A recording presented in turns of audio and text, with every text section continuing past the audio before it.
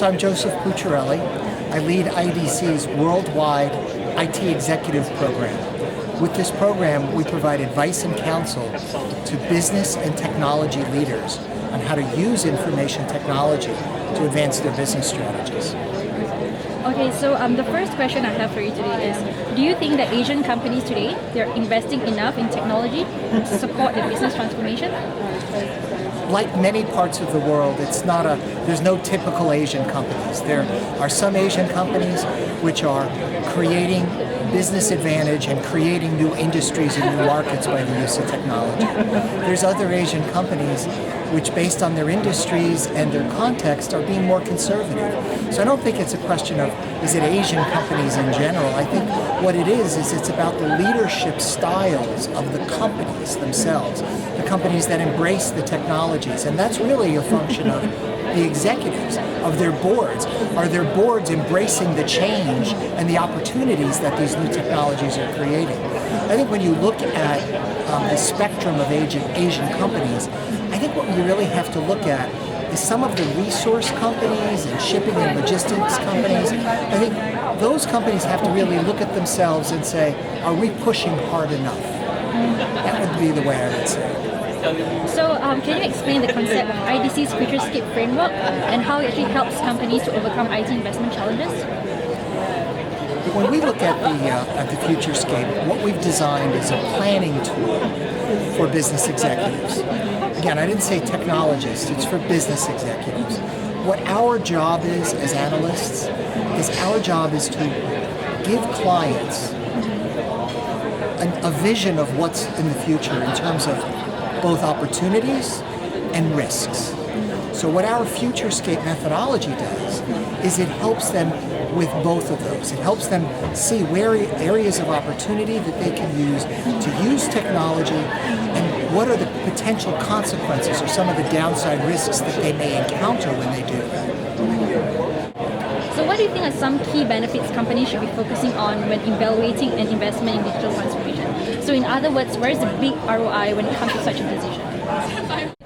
So digital transformation, you framed the question in the context of traditional IT investments, which are return on investment or ROI. Digital transformation is different. It's about a new line of business that generates new revenue. And if you do that, it allows you to get advantage over your competitors. And if you choose not to do it, the risk is, are your competitors going to do it to you? So it's a much more profound opportunity, and it's a much more profound risk for business leaders. It's about changing the nature of the business, not just improving efficiency. What do you think are some characteristics of successful IT leaders?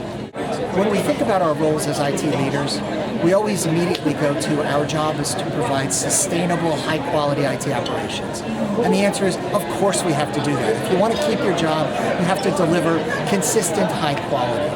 But if you look at what distinguishes the individuals around the world who are the ones who get promoted or the ones who get significant increases in salary, it's the ability to drive change is what is so valuable. So yes, you have to deliver sustainable operations, but what will get you promoted, what will give you more opportunity is have you demonstrated the ability to be a change leader in your organization.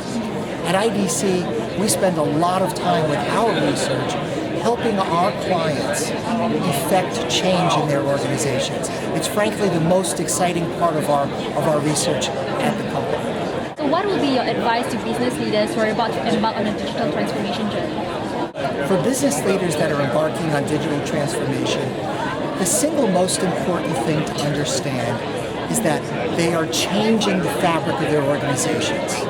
And changing organizations is a very hard thing to do. Organizations, like people, get comfortable. So it's not necessarily about the technology or about digital transformation. It's about change. They need to be great change leaders because digital transformation is a very profound change. So it's really a very interesting test of their leadership skills. So our advice, in a word, is really think about digital transformation in the context of driving and affecting change and how you can do that as a business leader. Okay, Okay, so one final question. What's your key point, one key point that you would like to delegate to bring home from your presentation later? I think the single most important thing for people to reflect on, they've come to this event, they've invested a day, what are they going to do with that knowledge?